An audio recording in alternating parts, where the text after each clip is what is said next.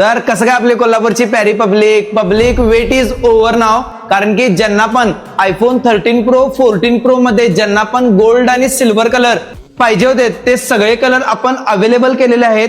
तर एकदा तरी मित्रांनो इकडे नजर मारा लागते तुम्हाला. हे बघा